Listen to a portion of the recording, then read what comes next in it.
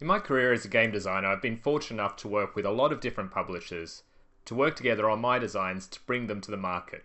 A key part of being a game designer, or at least an independent freelance one such as myself, is finding publishers to work with to bring your games to the market. Over the last 15 or so years in which I've been working in the industry, I've worked with lots of different publishers. And over that time, my thinking about how I decide which publishers to work with on which games has changed. And in this video, I want to reflect on how I used to think about working with publishers and what I look for in a publisher to work with now. Hopefully this might be useful to you, whether you're deciding which publishers you might pitch your game to, or if you're lucky enough, which publisher you should sign your game with. Hi, I'm Matthew Dunstan. I'm a game designer based in Australia, and to date I've had over 60 games published all around the world in various languages. On this channel I like to talk about all things game design, from my career in the industry and my experiences, to giving advice and tips to newer designers hoping to improve their craft. So yeah, I've been around the tracks for a while. I've worked with a lot of different publishers in my time, and the way I think about working with a publisher obviously is going to be really different to when I started in the industry almost 15 years ago, nervously pitching my first game and hoping it would be signed, to at this point where I've worked with a lot of publishers and I'm actively looking for certain things even before I meet with anybody. And in this video I want to give you a bit of an insight into what I've realized over those years, so you might get a bit of a shortcut to how you might approach pitching to publishers and choosing which ones to work with. There's a few general points I wanted to discuss that highlight this changing approach for me. The first realization is that signing a game with a publisher is a negotiation. When you start off in the industry, as I did, in a way you're just happy that any publisher would be happy to sign your game. You don't really know whether your game's any good, and you're excited when somebody else actually thinks it's good and tells you so, especially if it's a publisher who's made some of the games you love and you really look up to working with them. So when it can come to deciding whether to sign a game with a publisher, in many cases when you start off, it's not really a decision at all, or it's a foregone conclusion. The moment somebody offers you a contract, you're just happy to sign on the dotted line and you don't give it a second thought. But it's really important to remember that that contract, like contracts in other scenarios in life, is merely the start of a negotiation between you and the publisher as to the rights and conditions around publishing your game. And really this change for me serves as a basis for all the other changes that come later in this video. Because if you don't think of it as a negotiation, you're never going to be specific in asking for what you really want out of a relationship with a publisher. You're not going to ask for what you think is best for your game. Remember, if you've got to the stage where you've pitched a game to a publisher and they've shown enough interest that they want to sign the game, they've already invested a lot of time into considering that decision. They've taken the time to hear a pitch from you, then they've taken the time to take the game away, sometimes to make a prototype from a print and play file that you might have emailed them. They've played it several times, perhaps within the company, even with other playtesters. Hopefully they've played it more than once to try and come to that decision. And then they've spent more time considering whether they want to even sign the game. So when you get to the point of a contract offer, the publisher has invested a lot of time in that process. All of this to say is that as a designer, that you don't have to feel too much pressure to accept whatever terms the publisher offers you, or to rush into signing an agreement. There's a lot of great resources out there talking about different contract terms to look out for, and that will be a focus of a future video on this channel. But suffice to say, whatever you're offered in that initial contract, again, is a starting point in a negotiation. And you can go back to the publisher and ask for things to be changed, or new points to be included that might fit with what's important to you. And if you're not sure, ask someone else. Thankfully in this industry, designers are often really happy to talk about their past experiences with other publishers. It can be a bit complicated talking about these relationships completely publicly and openly. For example, it's difficult for me to go into exact detail into my own experiences with every single specific publisher I've worked with on this channel. But privately, I'm more than happy if somebody emails me and asking about a specific publisher to give some detailed specific points about what it was like to work with them. So if you're considering between one or two publishers, maybe try and reach out to some designers who have had some games released by those publishers in the past and see what their experiences were like. Similarly, if you're not sure about some of the terms in the contract or what you might be signing, get some advice. Talk to designers such as myself or other experienced designers who've been there. There are some great videos out there elsewhere on YouTube, and I'll try and link some here. Above all, don't feel too pressured to rush into something and get the advice you need. In some ways, I had to learn this the hard way. I remember one particular negotiation, spoiler, it wasn't really a negotiation at all, where I pitched a game to a publisher and they refused to let me leave the table before I would sign it to them. And I'm sad to say that I actually did sign it to them in that moment. It was much earlier in my career and I was just happy to have a publisher who was interested in my game. But looking back, it was an absolutely terrible decision. That's not thinking of the contract process as a negotiation at all. That was a very one-sided negotiation, almost coercion. And while that's a very extreme example, it shows that even I didn't really know what I was doing back then, and I've learned a lot since then. The second part of improving the way I think about working with a publisher is really focusing on the need for us to have a shared vision for a game. When I start with a new design, I do have some vision for how I might imagine it ending up on a game shelf. While I'm not an illustrator or a graphic designer or a manufacturer, I do have something in my head about how I think it might be presented to the gaming audience at large. Now, I'm not saying that you should be unwavering in your vision and unwilling to concede or compromise with a publisher. But if your vision for your game fundamentally differs from the vision that the publisher has for your game, then you're going to have a lot of problems working together. Even if all the people who are involved have the best intentions, are good people, if you have clashing visions, then it's a recipe for disaster. And the best time to talk about this is before you sign a contract. In fact, it's one of the things I really like to talk about publishers when I pitch games to them. Firstly, I like to talk about what their vision for their games are generally for the company.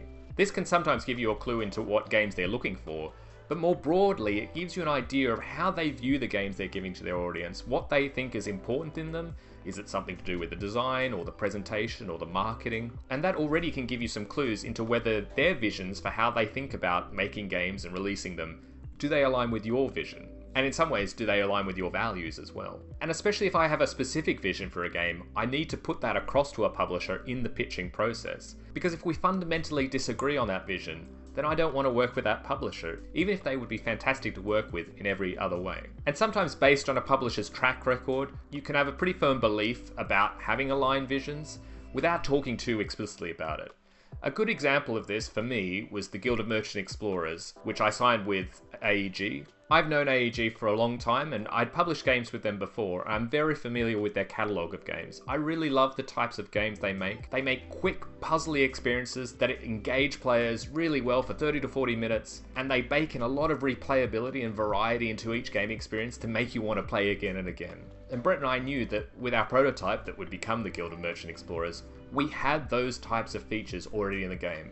So we knew that our vision for the game, which was to have this puzzly, repeatable, Moorish kind of experience, would fit very well with how AEG would consider a vision for the game. But if you don't know the publisher so well, you need to be a bit more explicit in this discussion. And again, this is the kind of thing you do when you're negotiating a contract. Ask the publisher, what's your vision for the game? What kind of art style do you think you'll use? What type of components and materials do you think you would use for the game? Do you think the game needs more content than it currently does have? Are you thinking to crowdfund this game or not? And this question is especially important if you're trying to decide between multiple publishers about who you want to sign your game with, if you're lucky enough to find yourself in that situation. This kind of discussion about vision was just something I never thought about when I was earlier on in my career. It's not something that gets talked about a lot when you're thinking about publishing a game or signing a contract with a publisher. Often it's focused a lot more on the actual clauses of a contract, which, don't get me wrong, are very important. But this bigger picture vision discussion can be equally as important as to any specific parts of a contract. Moving on to the next idea or shifting focus I've had when I'm trying to think about working with publishers is realizing the importance of certain tasks in the publishing process and making sure that the publisher is at least proficient, if not excellent, in these areas. For me, there are three main areas of expertise that a publisher can offer that I think aren't always thought about explicitly when you're thinking about choosing which publisher to work with. The first area I think of is that of marketing, helping your game stand out in a really crowded market. Now, I think a lot of designers do consider this, but this point, unfortunately, is more important than ever. There are so many games to release now, and even the methods of distributing games is changing and becoming more difficult. There are certain markets where the traditional model of distribution, where a publisher would sell your games to a distributor who would then distribute them to stores, in some ways doesn't work the way it used to. In a lot of ways, publishers need new ways to directly connect with customers who want to buy their games, or at least tell the customers that they even have new games that are available. The importance of things like social media, or other podcasts or interviews or YouTube videos in affecting how a game is received and known about in the marketplace is more important than ever. And some publishers are much better at it than others. Now, the success of a game is not all up to the marketing prowess of a publisher. There are so many intangible things that go into why a game succeeds or why a game doesn't. But when you're considering about working with a publisher, look at their back catalogue, especially some of their most recent releases. Have you heard of them at all? Do you hear other people talking about them? Do you see them appearing in different forms of media, on YouTube, on social media, on other platforms? This will give you a bit of an idea of how they approach marketing their games. You can also ask them directly what kind of resources do they put towards marketing their games, and are they releasing a lot of games at the same time? If a publisher is putting out multiple games around the same period, well then their marketing resources are going to be split amongst those different releases. Whereas if maybe your game is the only one they're releasing for that entire year, then they'll have a whole year to focus on your game and telling people about it. And that can be a great boon. And this will relate a little bit to the last point I'll make in this video. The second area which I think is vital in terms of how a publisher will contribute to a game's success is development. And especially if they are going to devote resources to having a developer specifically work on your game to make it better and fit your shared vision. This can either be a developer who already works with the company as an in-house employee effectively, or a contractor who comes in on a project-by-project basis to develop the game. I strongly believe that a game is always made better by having a developer involved. And in fact, I can't develop my own games because I can't see what's wrong with them by that point. I've been working on them for far too long. It's something I'm trying to get better at, talking with publishers at that pitching stage to see what type of resources they would put towards developing a game. Especially if I know that they don't have a developer in-house, who they might bring on to work on the game. And last but not least is editing, especially rules editing. Really, this is a topic for an entire other video, but I think rules editing is one of the least appreciated areas of expertise in the entire board game industry. Well, I mean, maybe I shouldn't call it underappreciated. I think gamers really appreciate really well-written rules. But for instance, there are many companies that don't necessarily work with the same rules editor on all their projects, or they leave it to a pretty ad hoc basis on how they're working on the rules. Or sometimes they'll expect you as the author to be the final editor on the rules and you'll be working on them a lot. Editing is a completely different skill set to game designing, to graphic design, to development. It's its own profession, effectively. You as a designer might have that skill set as well, and you might be a really good editor. For example, Brett Gilbert, who I've worked with a lot, is actually a fantastic editor as well as being a fantastic designer. But it's pretty rare that you would probably be good at editing. And in reality, it's likely you would be better served by working with someone else who excels in editing. And for me, this changing experience is more due to some poor experiences in the past, and even quite recent past, where I've had to be involved personally in some very protracted editing email threads, hundreds of emails going back and forth, working on a rule set. I do my best, but I know I'm not the best person to be doing that job. It's not efficient in that I'm spending a lot of my time working on it, but also someone else could do a much better job than what I'm doing because they're better at it than I am. And more, I want to check that the publisher that I'm going to work with on a game has an editor that they work with regularly and has an editor that's queued up to work on my project. And this is far from guaranteed. Really good rules writers, in my opinion, are quite rare in the industry, and the good ones are pretty booked up, really. So it's something to bring up early on, and it's something I'm really trying to talk about earlier on myself. And so when I think about which publisher I'm going to work with on my games, their attention to detail and their focus on these three areas, marketing, development, and editing, can do a lot to sway my decision about who to work with, or who I even pitch my games to in the first place. And lastly, but certainly not least, is perhaps the biggest realization I've had in my time as a game designer when it comes to making a decision about what publisher I want to work with. And it can be summed up pretty simply: bigger is not always better. A slight story time, and I guess maybe I'll make a video about this someday. I had a pretty unusual start in the industry. The prototype that would become my first published game. I entered it into a design competition, and it was finalist in that competition, but it didn't win. I got to go to the awards ceremony, it was played by a lot of people, there was a lot of really nice feedback. I didn't win, I went home, and I went, okay, well that was a good learning experience, but I've got to find a home for this game now. Fast forward that year, and I just got home from going to Essen, and in fact I think this was the first Essen in which I pitched games at. Interestingly, I didn't pitch this previous game, which was strange because after the fair, I got an email from Days of Wonder saying that they wanted to publish this first design of mine, which I hadn't pitched to anybody, especially I hadn't pitched it to Days of Wonder. I'd never met with them at all. And it turned out that someone from the competition, which I'd entered the game in, had shown the game around to publish it at Essen without me knowing. Believe me, it's a bit unusual, and like that, I had a contract offer from Days of Wonder, which is kind of a dream scenario from a starting designer, and that became Relic Runners, my first published game. Now, suffice to say, I didn't think about a lot of these points when I was making that initial decision to sign the game. I was like, wow, Days of Wonder want to publish my game? Where do I sign? So I had a bit of an unusual experience where my first few signed games Well, with quite big established publishers. My third game, Elysium, that was with Space Cowboys. They were a new publisher at the time, but they'd come from Asmodee. And very soon, in fact, after Splendor was released, people knew that they were a big deal and they knew what they were doing in the industry. So I think I probably built up this idea that bigger, more established publishers were always the better bet, because I had really positive experiences with these publishers. But over time, what I've realized is that a bigger, more established publisher doesn't do more to guarantee the success of your game, and nor does it mean that they're a better fit to sign your game with. The thing that's really changed for me over that time is realizing that the smaller publishers and the newer publishers that maybe are only one or two people who really loved games and they decided to turn their hand at publishing games. Those smaller publishers bring their own specific benefits to working with. I mentioned before in the video about if a publisher is only releasing your game in the year, then they're going to put all their effort into marketing and making that game the best it is, because it's not competing with any other games for your time. And that's the case with smaller publishers. When they're publishing your game, for them, they need it to be a success. They haven't built up this back catalogue of evergreen titles that sell every year and they don't need to sell new games to be successful. No, every game that they publish, if it's a failure, that means possibly their company goes out of business. So for every release, they put all they can into making it the best it can be.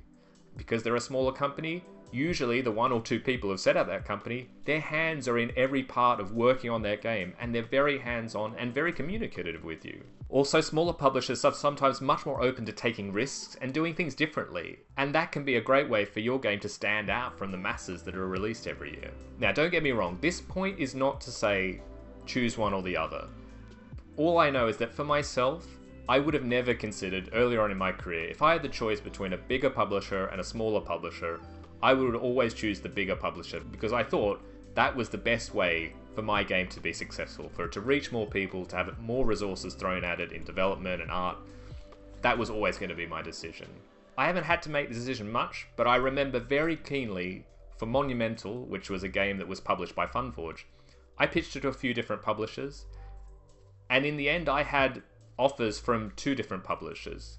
One was Funforge, and another one was Catch Up Games, which at the time was a fairly new, small publisher, certainly smaller than Funforge. At that point, Funforge was already well established. They had Takedo, which was an extremely popular, evergreen selling title. And I think the main thing that led me to decide to work with Funforge was that they were a bigger company that had been around for longer and had more resources to potentially put to the game. My point of this story is not to say that I necessarily regret that decision, but it's more for me to reflect on the factors that went into making that decision and kind of being honest about it. And reflecting on that makes me realize that I have changed. That wouldn't be this automatic decision anymore. I've had some really great experiences in working with smaller publishers, and actually since that decision I've looked for more ways to work with Catch Up, because I think they're making amazing games. Games like Far Away and Castle Combo are right up my alley. I think they're incredibly talented, and spoiler, we've actually signed a game just recently that I can't wait to work with them on. Another smaller, newer publisher that I really love are One More Time Games, based in Austria, who in some ways have had a pretty incredible track record. Their second game, Challengers, won the Kennerspiel des Jahres, so that's pretty good. And again, I'm really excited that I've been able to assign a game with them that will hopefully be released soon. And they've been really fantastic to work with. And a lot of the benefits that I mentioned about working with smaller publishers are really true with One More Time Games. And a last plug or shout out for smaller publishers is Dranda Games. I had a game with them called Pioneer Rails, released a few years ago, and that was such a positive experience. I love working with Simon and Aidan. I'd really thoroughly recommend any designer to work with them without hesitation.